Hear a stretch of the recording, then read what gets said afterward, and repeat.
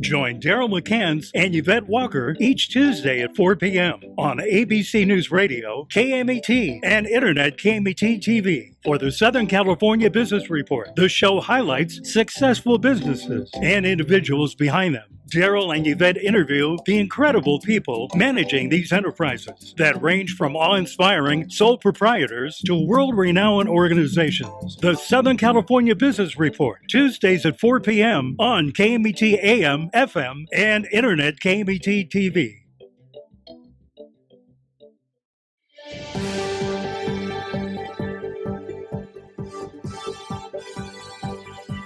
Welcome to KMET 1490 AM ABC News Radio and the Southern California Business Report, a show dedicated to highlighting successful Southern California businesses and the people behind them, with Daryl McCance and Yvette Walker. And now, here's Daryl and Yvette. Thank you for joining the Southern California Business Report on ABC News and Talks, KMET 1490 AM, 98.1 FM, and KMET TV with Yvette Walker and myself. We are live broadcasting our signal from the center of Southern California, the Inland Empire, Orange County, the greater Los Angeles area to our west, the Desert Empire to the east, Temecula Valley, Riverside, all the way to San Diego to our south, and our beautiful mountain communities all the way to State Line, Upper Desert to the north. Get us crystal clear live worldwide by going to Google Play or Apple App Store and downloading the free KMET smartphone app today. We focus each week on successful businesses in Southern California and the people behind them, serving a local population of nearly 25 million, from awe-inspiring sole proprietors to world-renowned organizations in all sectors of our economy. Today's show focuses on the business and secrets of Southern California's healthcare sector. And I always like to have a little fun with this. Today we're going to be focusing on your skin. Okay, so that's a big deal. Before we begin today, a special thanks to our team, Mitch, Bill, and Sean at the station, and our amazing advisory group from UCI School of Business, Bill Morris, Jay Kaplan, catch his show every Friday at 3 p.m., Camila Rubio, Diane Cavallo, and James Carvin. Special thanks to last week's guest, Justin Kemp, the president and co-founder of Accelerated Sports Academy. For anybody wanting to get into the business side of sports, working with some of the great franchises, and obviously at our station, we're always so proud to broadcast live the Lakers, the Clippers, the Rams, the Angels, and many more.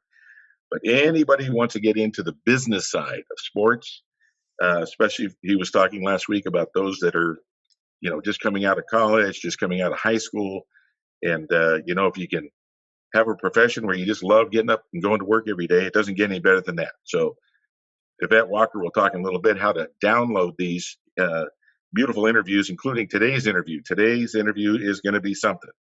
As customary, Yvette Walker will introduce this week's special guest. Yvette, the microphone is all yours. Thank you so much, Daryl. Well, today I'm so excited to hear about all of the wonderful things we need to do to protect our skin. And with us today, we have Dr. Christiane Querfeld. She is a dermatologist and dermatopathologist at City of Hope, a comprehensive cancer center in the San Gabriel Valley. Dr. Querfeld is one of the world's renowned experts in the diagnosis and management of cutaneous lymphomas. Her other area of expertise includes dermatopathology, with specialized knowledge in diagnosing melanoma, cutaneous lymphoma, as well as other skin cancers. She is director of City of Hope's Cutaneous Lymphoma Program at the Toni Stevenson Lymphoma Center. Dr. Querfeld, thank you so much for being here with us, and we're so excited to learn about all of the ways we have to take care of our skin, the largest organ in our body. Thank you so much for joining us.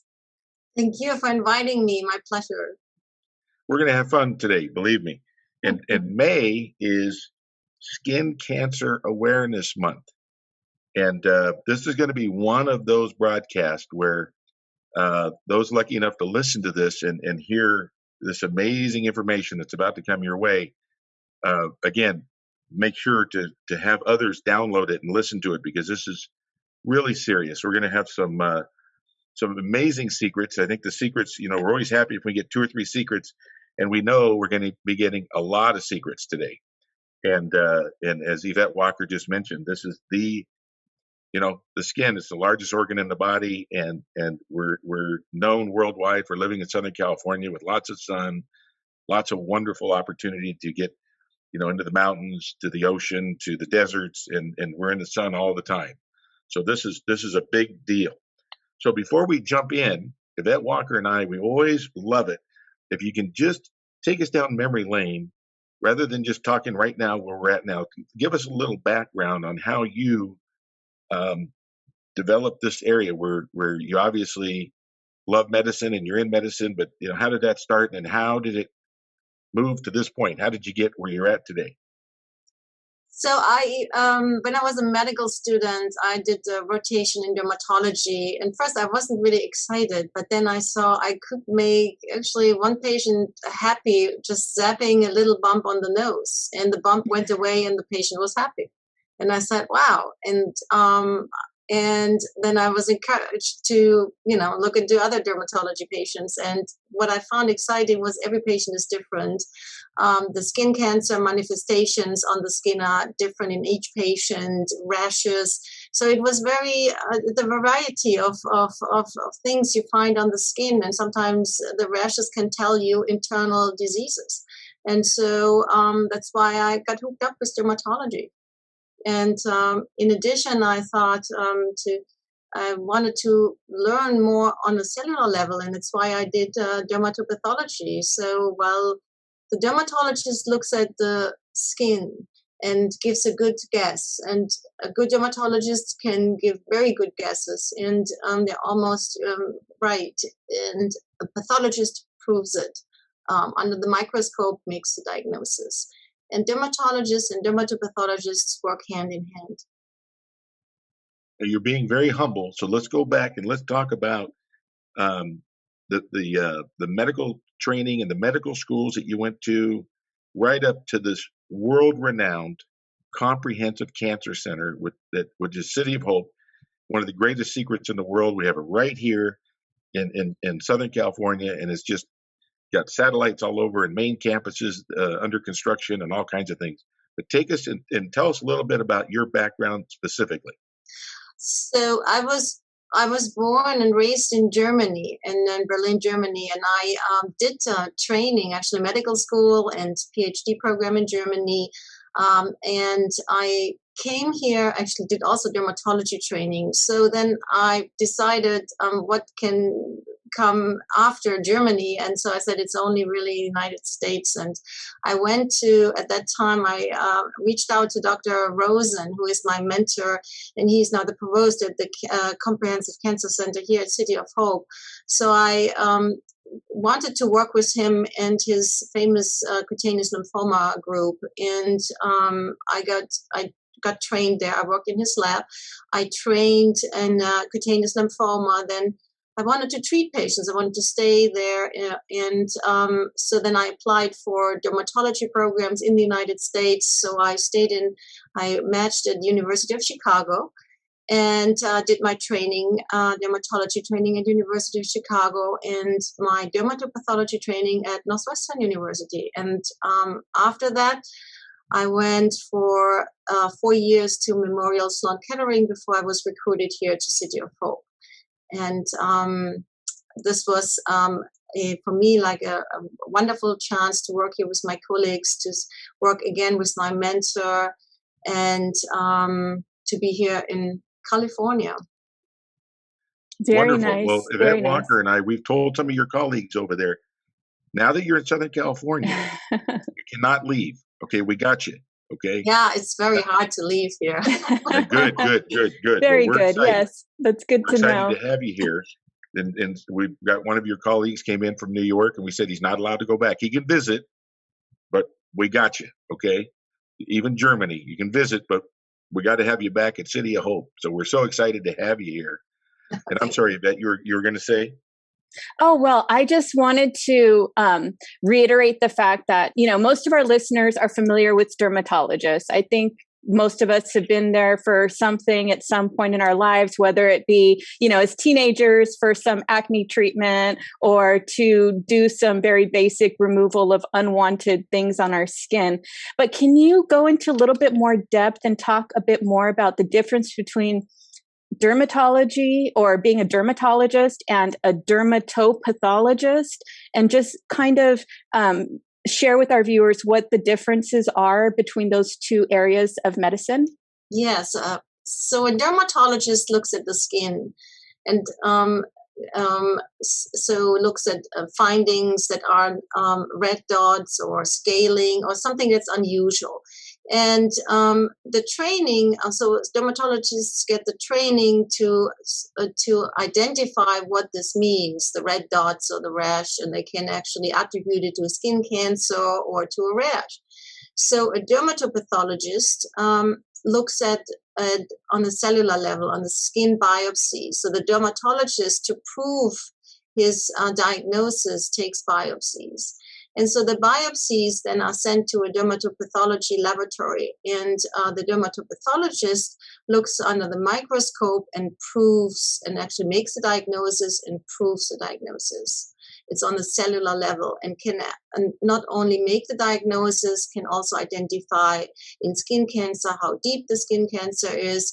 For example, in a melanoma, how deep the melanoma grows into the skin. So this is all very, very important because it affects the prognosis of patients.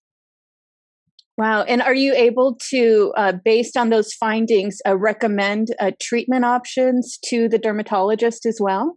Yes, and so based on those findings, there's a clear stage approach. And so first of all, we want to make sure that the cancer is completely excised. So if the cancer is not excised by biopsy, then we recommend, well, you need to remove the cancer. Once you remove skin cancer, it's cured. If you catch a melanoma very early, like in situ, meaning like it's only very superficially, you also cure it. And if it's not deep, not so deep, then you can actually just with an excision cure the patient as well. However, if it's a deeper level, you give recommendations that patients need additional treatment. So I think we just got our first secret, Yvette. Yes. And that I think that's exciting that you're in an area of medicine where so often you're identifying, you're verifying, and then you actually are in a position to have a cure. It's done. And, that would be, I agree, that would just be really fulfilling, as a medical doctor, as you are, to have that oftentimes one and done, identify it. And we talked a little bit about prevention. So let's kind of move there. We've already got one secret down, and that is you can actually cure this, which, I didn't know that was so oftentimes the case. Now, when we talk about prevention, where do you see the big opportunities on prevention?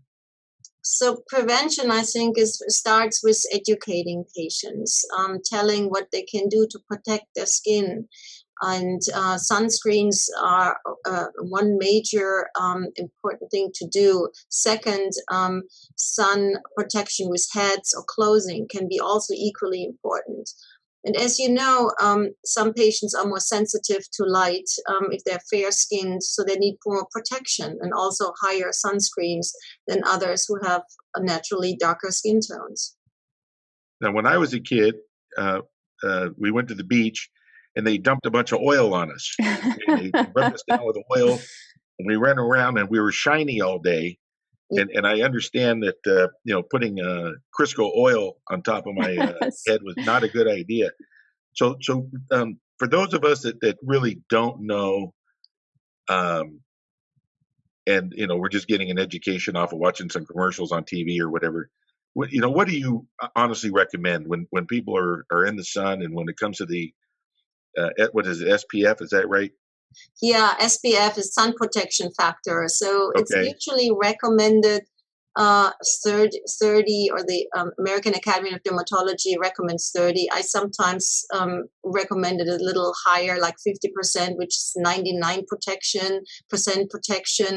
30 SPF is 97%. So most patients do very well. Some patients ask me if 2 SPF would be fine. I said, no, under no circumstances would this be enough. So 30 is a pretty good shot. It doesn't mean like once you put it on the skin that that's okay for the day. So we do recommend to repeat it. So as a rule of thumb, probably every 2 hours. No, there's another secret of it. We're getting a million of them here. I love it. Yes, every 2 hours we must reapply. And as Daryl McCance just mentioned, May is Skin Cancer Awareness Month. And skin cancer is America's most common cancer, which makes sense because the skin is the largest organ. Can you talk a little bit about what different forms of skin cancers exist? Yeah, so one of the most common is squamous cell carcinoma and basal cell carcinomas, and this really makes up most of them. And so they usually really occur on sun-exposed areas. Then we have another group which is called malignant melanoma, which can develop from moles on the skin, but also can develop without any pre-existing mole. And if patients get too much of sun over lifetime. And then we have other rarer skin cancers, which are called Merkel cell cancer. These are neuroendocrine carcinomas. And we have something where I'm also specialized in it, which is the skin lymphoma, which is a blood cancer that homes in the skin, which is also extremely unusual because blood cancer or blood cells, they're usually in the blood or in nodes or in the circulation, but they're not in the skin. And so, and each type of skin cancer has specific looks. And so that's why dermatologists can recognize it or have a high suspicion what it could be. Still, we do biopsies to prove our, opinion. And so based on that, can you just offer a few rules of thumb of what we should look out for that may, prompt some concern in a visit to a dermatologist or a dermatopathologist that, we can kind of visually see and translate as, it may be time to go see somebody about this? Yeah, if you develop, for example, so slightly raised bumps, they can be reddish looking, scaly looking, doesn't go away. And so, as a matter of fact, it actually grows, and sometimes it can hurt. And this is a good sign, actually, that this is something that's not okay, and you really need to take it off. Then, for melanoma, is something if moles changing, if they're changing the color, if they bleed, or if they just look very irregular, that's very concerning. And so this is also a good time to look, to get to see your dermatologist. Yeah, that's the bottom line. And right now, for those that just tuned in, Yvette Walker and myself are here with Dr. Christina. I'm always concerned I'm going to pronounce your last name correct. Is it Querfeld? Is that the proper pronunciation? Querfeld, but you just like Querfeld. Okay, Christina Querfeld. Okay. We started out with a great secret, and that is get in, get it checked out. Most often, it's cured when they identify it and deal with it. The earlier, the better. We're all guilty. I'm guilty probably more than most of really being a little intimidated by the process. And I recently had an encounter with City of Hope, and it was just such a warm, friendly, wonderful experience. And we have this wonderful comprehensive cancer center here in Southern California that every effort is being made to make it easy to get in, get everything inspected. We're going to talk a little bit more about some of those. There's some really good news coming up on what's involved in that. But so just to kind of dig a little bit deeper on the different types of individuals. And again, we'll go deeper, but as far as the kind of a rule of thumb, you had some thoughts as far as there are people that have very dark skin that feel that maybe skin cancer is not going to be such a big deal for that group. And you shared with Yvette Walker and I that oftentimes cannot be the case. So just kind of talk about the different skin types just generally. And then when we get back from the break, we'll kind of go into it a little deeper. But for now, just kind of give us a broad view of the bottom line is everybody needs to get checked out. That's the bottom line. We don't want anybody to get comfortable or complacent, but some of the misinformation out there, share with us some of your thoughts on that. So if you so misinformation is in terms that patients with darker skin never get a skin cancer, which is not true. Those patients do, as a matter of fact, can get skin cancers, and sometimes these patients develop the most aggressive skin cancers. Wow. So, they develop in unusual areas like on hands, fingernails, palms, and soles. So we have to really, so they still have to really see a dermatologist and get it checked out. So a complete body exam is recommended. And we do recommend, starting early on as an adolescent, you should be seen by a dermatologist and once a year. If you have no family history of any melanoma, skin cancer, I think once a year is fine. But as soon as you have a family risk of melanoma or skin cancer or sun exposure, sunburns when you were a child, I think you need to be seen more often. Okay, now you're really spoiling Yvette Walker and I with all these secrets. So let's just not. I want to really hit that one really hard because this is new information for me, and Yvette and I have talked. It's just really very powerful. Regardless of age, we should see a dermatologist once a year. Does that sound about right? Regardless of age. Yeah, regardless. And then if there's any history or there's been any kind of skin cancer that's been observed, it pretty much triggers a twice a year inspection. Does that sound generally accurate? Generally, yes. And then from there, follow your doctor's orders. So if the doctor thinks, more or they want to adjust that, but those are kind of the rule of thumbs. And then as far as skin type, so we have heard over the years that if somebody is very fair complexion and they have red hair, that might be a person that's going to probably get potentially more likely to get skin cancer. Is there any truth to that, the different variations of skin color? Yes, so they are more prone to develop skin cancer, have a higher risk because the skin is so sensitive. There's no pigmentation built that can protect the skin. And so the skin cancer, which is also a bit unfair, doesn't come out right away. It comes out after, sometimes after years. And all of a sudden you develop one skin cancer, but you have a high risk developing a second and a third. And so fair skin, red hair is a higher risk compared to someone who has a little bit darker complexion. So, and it depends also whether you have been very cautious when you were a child or your parents have been very cautious and protect from getting sunburns. So one sunburn increases the risk of skin cancer dramatically. Yeah, unfortunately, my generation, without giving my age away, we did not have a lot of conversations about prevention, other than how wonderful oil is. Just keep putting that oil on, and exactly. And look at Daryl; he's red like a little lobster. And. Yeah. And here I am insisting that my boys keep longer hair on top because that's kind of my way of thinking that I'm protecting their scalp and preventing future skin cancer of their scalp. Is that just wishful thinking, or will that actually make a positive impact, Dr. Querfeld? Yeah, no, it makes absolutely makes sense, and it's and you should. They could also wear a baseball cap or some sort.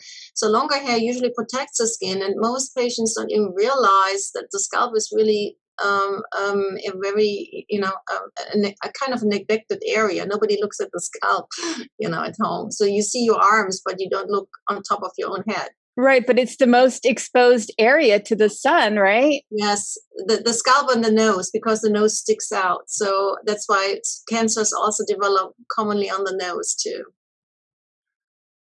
That's just wonderful. We're going to be going up to a break, but as I see people in Southern California, more and more, I see people with hats. I see people, it appears, just kind of generally taking, skincare more seriously. Now, this is your world. Are you seeing and hearing from your colleagues, throughout the country that there seems to be a larger awareness, or are people distracted with things and it's generally the awareness is kind of going down? What's kind of the trend? I think the awareness is at least was on the rise before COVID, I would say. And so people pay more attention to sunscreen, so at least they have heard it. Whether they're using it maybe is different, because it's also not so reinforced if they don't see a physician on a regular basis.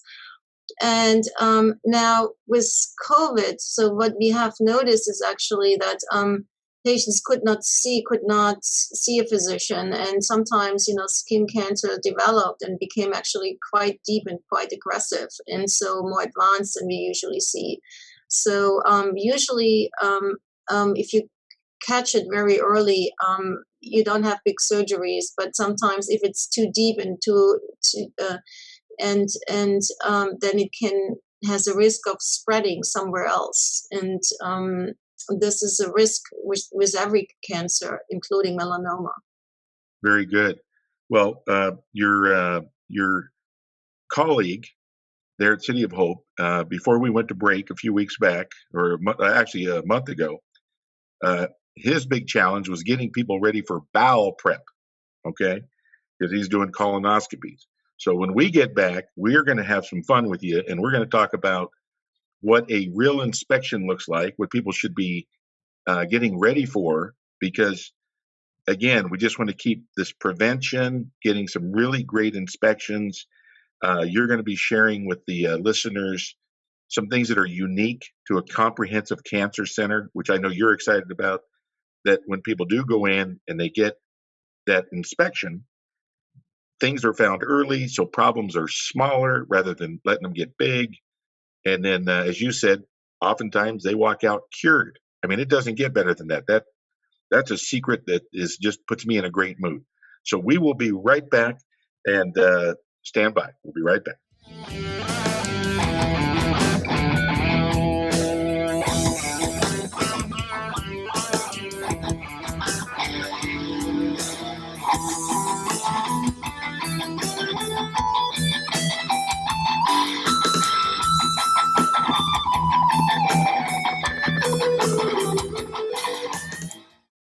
Hello, listeners. This is Christopher from The Christopher Show. Hey, if you missed one of our shows here at KMET, don't worry about it. You can go to our webpage, and that's KMET1490am.com. Go to the homepage, click on the SoundCloud tab, and hear any show anytime you want. Are you tired of paying rent? Are you tired of paying someone else's mortgage? Do you know qualified folks can potentially purchase a $500,000 home for less than $5,000 out of pocket? Ron Siegel can help qualified people purchase their own home at amazing interest rates. If you're tired of paying someone else's mortgage, reach out to Ron today at ronismylender.com. That's ronismylender.com. Licensed under NMLS 217037, Equal Housing Lender. Join Daryl McCance and Yvette Walker each Tuesday at 4 p.m. on ABC News Radio, KMET, and Internet KMET TV for the Southern California Business Report. The show highlights successful businesses and individuals behind them. Daryl and Yvette interview the incredible people managing these enterprises that range from awe-inspiring sole proprietors to world-renowned organizations. The Southern California Business Report, Tuesdays at 4 p.m. on KMET AM, FM, and Internet KMET TV. Take KMET 1490 AM with you everywhere you go by downloading our free smartphone apps found on the KMET website, KMET1490am.com. You can also go to the Google Play Store or the Apple App Store on your phone to download the free app. Now you can listen live or play any of your favorite programmers' podcasts using your smartphone. Go to KMET1490am.com and download your free phone app today. This is ABC News Radio, KMET 1490 AM, News, Talk, Sports.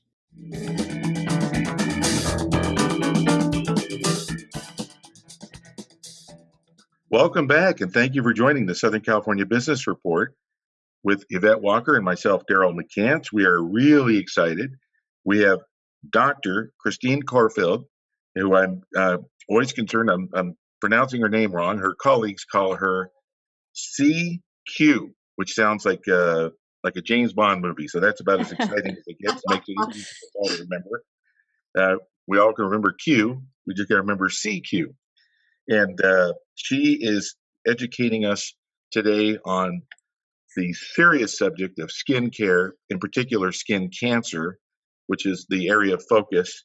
And before we went to break, we said when we got back, we are going to have a little talk about what the inspection looks like. So when we go in and we get a really high quality inspection for the once a year exam, I call it an inspection because after talking yesterday about this, I was really impressed. And I don't want to let the cat out of the bag, but you can talk with some detail about what that inspection looks like. It's painless. You know, they're doing the high quality job observing, trying to find things, prevention. So with that, doctor, what does a high quality exam look like? And then we're going to talk about some other little secrets that are taking place out there at the City of Hope. So talk about the exam for just a little bit.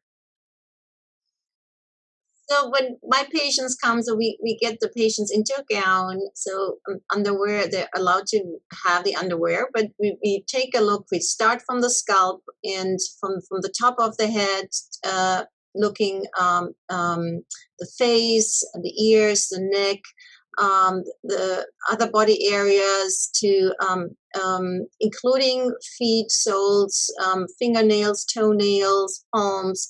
We look into the mouth, we peek under the underwear, we take a look if there's any changes, any suspicious lesion, mole, or scaly thing that could, potentially be skin cancer or melanoma.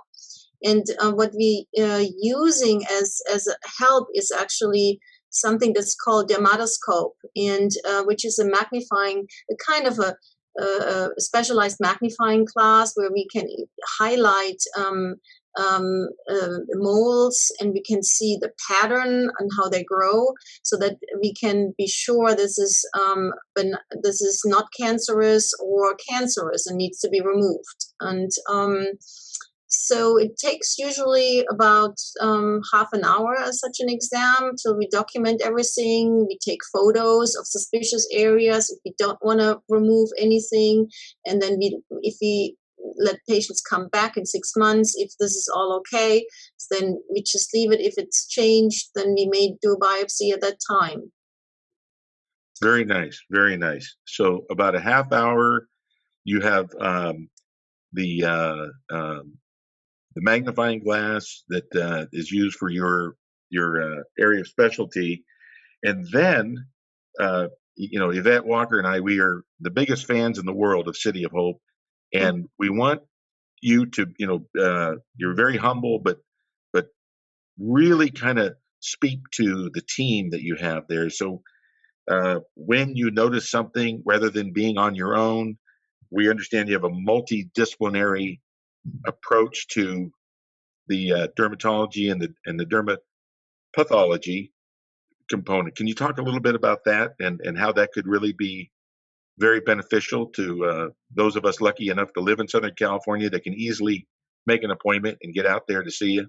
Yeah, so if you have a skin cancer that is more advanced and actually it's just not living in the skin, goes down to the bones, for example, and sometimes you don't know this immediately. So you do a biopsy, and then based on the biopsy, you see how deep it grows, and it affects maybe the bones, or may affect really the for example, the nose, the cartilage. So now the multidisciplinary team comes into place because there are all these specialists talking to each other, what can be done. So when in this, for example, if I had a patient say, well, this is not just dermatology and I need my colleagues from surgery helping and medical oncology. So we all sit together, we discuss this once a week, and so everyone gives their advisor expertise and to have a treatment plan for the patient, so that we can talk to the patient and say, this is what we're going to do, and this is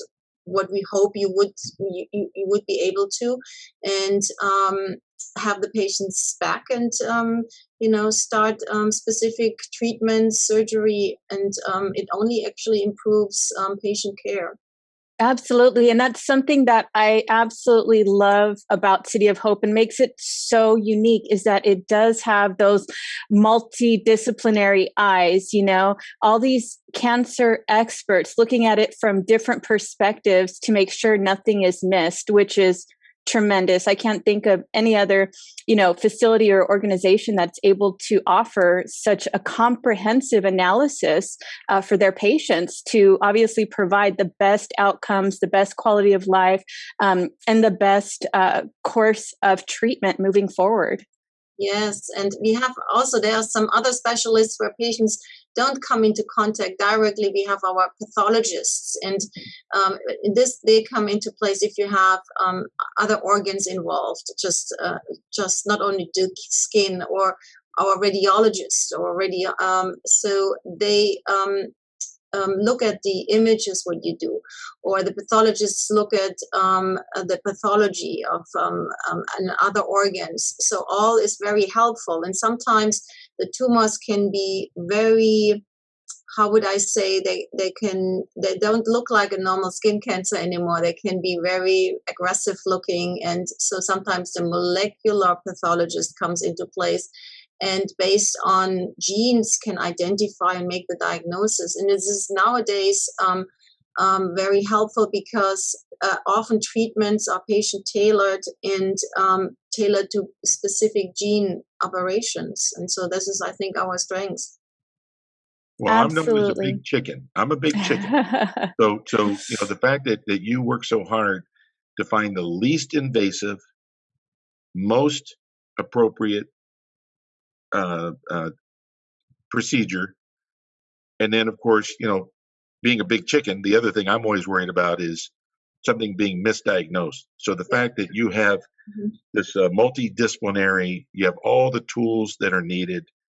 We're going to talk a little bit about some of the things that are coming up that are just amazing, and better than anybody, and we'll kind of jump on that here, shortly. But before we kind of get into some of the things that are coming up, when it comes to just to kind of finish up what we were talking about a minute ago, when it comes to like being in the sun and the tanning beds and kind of the obsession with all the tanning, because we're in Southern California, we're in May, we're going to be in June and the summer and all that. What are your thoughts about that, honestly? Is that something that from your perspective, people should just really try to avoid, or, honestly, what are your thoughts? Yeah, I do recommend to avoid tanning beds, and so they contribute really to skin damage, and it's a chronic skin damage, and there are different rays, ultraviolet rays that from these tanning beds. It's actually reproducing a natural light spectrum as well. And there are type A, type B rays. And type A is very damaging to the skin because it penetrates deeper into the skin. And so that's why sunscreens are important, and you should do this, using it on a daily basis. you still, and I tell this my patients, you still get tan even if you're using sunscreens. And I get this, it can be an addiction to be tan, but you can do this and just with natural sunlight, you become, you get tan. It's just in a more natural way, and tanning beds are not recommended. Now, what do you think about those spray booths where you go in and they the spray tans the spray tans? These are not true rays. These are it's just it's a chemical that sticks on the skin and for about 2-3 weeks and until it gets shed off, which is fine if you tolerate it. Still, you need to use sunscreens with that. So patients think if I got the spray on, I'm not getting sunburns. You still can get sunburns, so you still need to use your sun protection. Okay, so if I ever decide I want to be like one of those tan, supermodels, I need to go in and get spray painted, and that'll be all right. I sometimes tell my patients also, the supermodels only look really great when they are at the time they are supermodels. But you haven't seen them, 20 years or 30 years later after all the sun exposure, and then you can see how there's a difference from patients who protected their skin lifelong versus patients who will always be out in the sun without protection. Oh yeah, right, my wife and Yvette, they've got beautiful skin where I'm going to look like a raisin. Oh, thank you. So I'm gonna have to be a regular guest over there at City of Hope to see how the raisin's doing. But because I usually go from white to red, back to white to red. There's not much tanning going on. That's why I might have to. That's why I might have to get one of those spray cans and try that. So that's very good news, though, that some of those products you're seeing are that are applied topically or whatever, those are not really causing a lot of damage for the public, which is, because you don't know, that's another chemical. So that so far so good on that, it sounds like.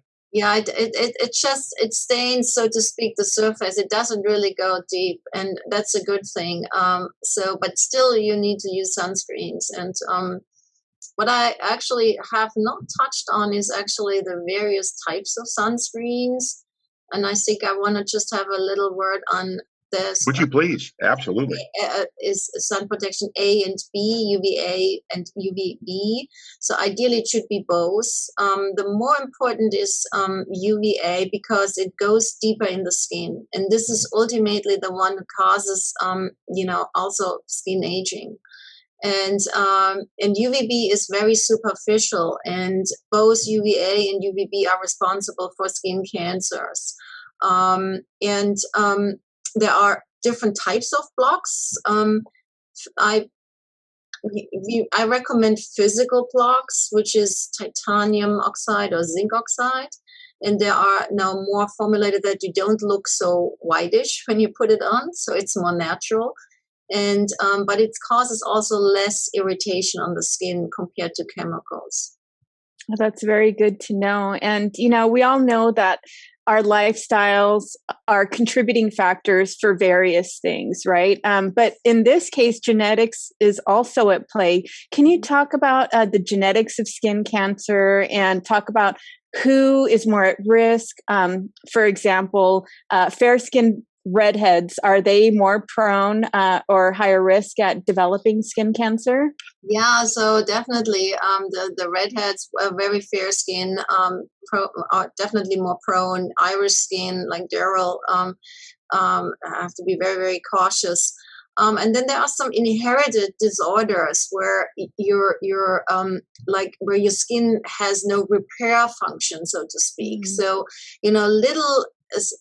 the skin can forget a few things or can repair a few things. Just if it's too much over time, you develop a skin cancer. And so there are certain genetic disorders where you don't have these repair systems. And so patients develop at a very, very young age skin cancers. And you have other skin disorders. Chronic eczema, chronic rashes can also are more prone to cause skin cancer just because the skin is actually damaged. And you may also, patients who have underwent cancer therapy, which we also see quite often here at City of Hope, for the skin checks, because cancer therapy can immunocompromise patients. Transplanting patients can immunocompromise patients, and of course the age can also over time is compromise your immune system, and that's why you develop or have a higher risk to develop skin cancer. Well, that makes a lot of sense. And I'm going to ask you for some advice for anybody that's listening, in addition to visiting their dermatologist or visiting you to get checked from head to toe. What recommendations, what advice would you give those that said, oh my goodness, I have not been so great to my skin? What can I do to prevent or maybe even reverse the damage that I've done? It's never too late to reverse the damage. So you can start at any time, and the earlier, of course, the better. And if you start with sun protection now and sunscreens, that's I would fully support that. And you, of course, also regular visits with your dermatologist can advise you on certain things. Some cancers are very superficial and may not need surgeries. You can treat this with topical remedies, medications that can be prescribed. So this is all depends on your own immune system, so to speak, and your own self-care. Mm-hmm. Okay, now we're going to get into some more secrets. Okay, kind of for those of us that are really, speaking for myself in particular, that are very unaware of this area of medicine, talk to us about what's happened in recent years that you're excited about, some big advancements, and then you also have a little surprise on what you're starting to see going forward, that you're already seeing big success in, and I don't want to let the cat out of the bag, but you know what I'm talking about, some of the new therapies that are coming up that they're very exciting. So kind of let's kind of focus on some of these things that are really working that you are very excited about. So in terms of therapies, so definitely for melanoma, for example, which is when I was in medical school, melanoma was basically not curable and there was only chemotherapy. Now this field has really advanced, so all these immunotherapies have been developed. They are not only treating the melanoma, the cancerous cells, but also treating the environment, the supportive cells in the skin who support the growth of the melanoma cells, which is fascinating. And I have seen patients who have long-lasting responses and in widespread, metastatic melanoma patients are doing well. So doesn't mean like patients should not see a dermatologist early on. The early recognition is still the best. But in advanced, aggressive stages, we have now a lot of therapies available. And it's more like a personalized medicine. We also look like molecular aberrations and can find the best treatment that's tailored to the patient's cancer.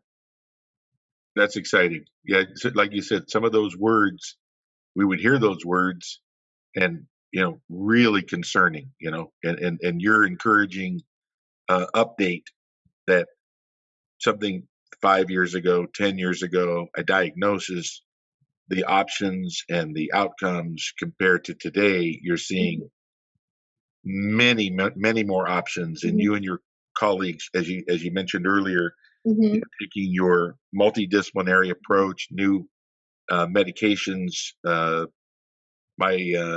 I have a family member that I shared with you that was able to put some cream on, and it was just fascinating how simple it was. And, it took a few weeks, but there was no pain whatsoever. And it's just fascinating that these new therapies and treatments and opportunities are there that weren't 3, 5, 7, 10 years ago. We had one of your colleagues on just a few months back that mentioned 5 years ago they would go into surgery and say, nothing we can do, and now it's just a day at the office. It's just a day at the office. They go in there, take care of business, and literally problem solved.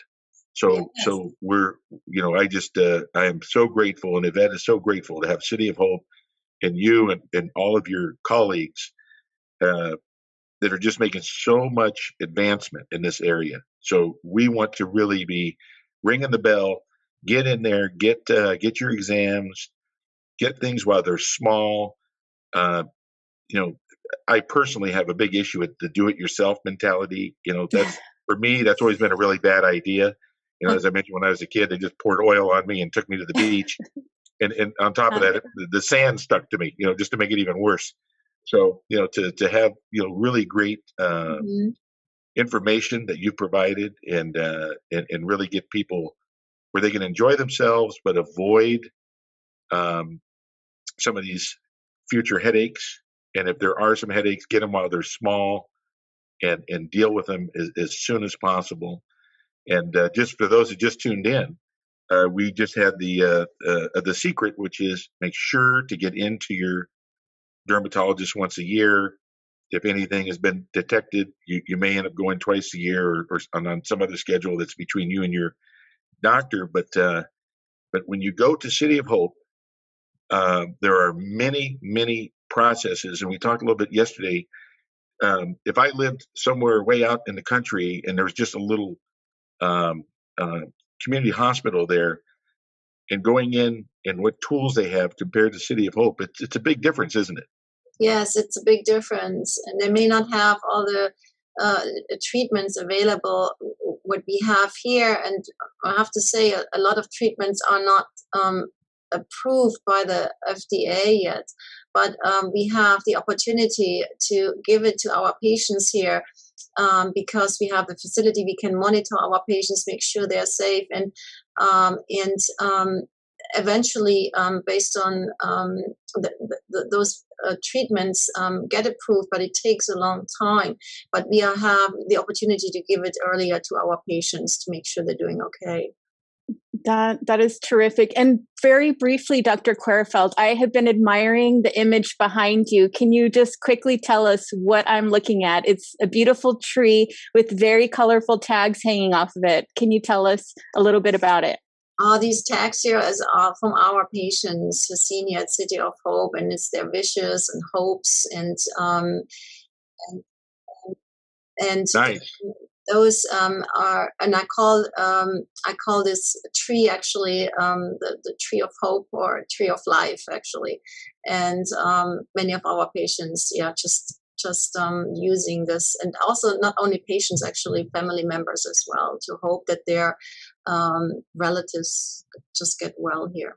Well, they're getting the best care in the world. And for those that are listening, behind the doctor, you can watch this on demand. You can watch it on YouTube. Yvette will talk about that in a minute. But there's a beautiful, beautiful graphic behind the doctor on this interview with a beautiful tree with all these beautiful colored flags hanging. But we are at the bottom of the hour here, and we just can't thank you enough. We really thank you. This is new information. Yes. I started to write down all the secrets, but I ran out of paper. So thank you. Thank you so much for joining us, Dr. Querfeld. And thank you, Daryl, for handing it over. So everybody that's listening, please look for us on Facebook, YouTube, LinkedIn, and Instagram. Check us out on scbrtalk.com. And don't forget to download the free live streaming app on Google Play or the Apple App Store. Check out our YouTube channel and download our interview with Justin Kemp, president and co-founder of Accelerated Sports Career Academy, where he oversees the day-to-day operations for the organization, helping individuals passionate about a career in sports realize their dreams. Next week, we will have guest Cliff Cummings, owner of Toyota of San Bernardino, Subaru of San Bernardino, Nissan of San Bernardino, and I-10 Toyota in Indio. We will be live as the preview of his new 96,000 square foot Toyota facility in San Bernardino Auto Mall is showcased, showing the possibilities in the retail segment of the automotive industry. So everyone, please Don't miss it. See you next week.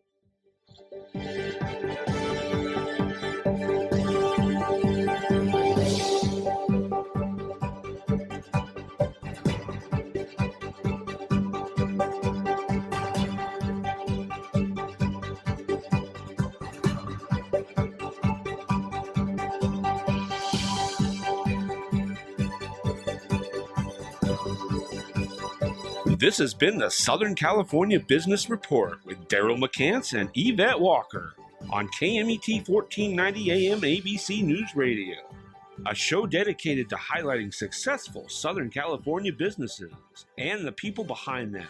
Log on to the show's website and remember to visit the podcast page.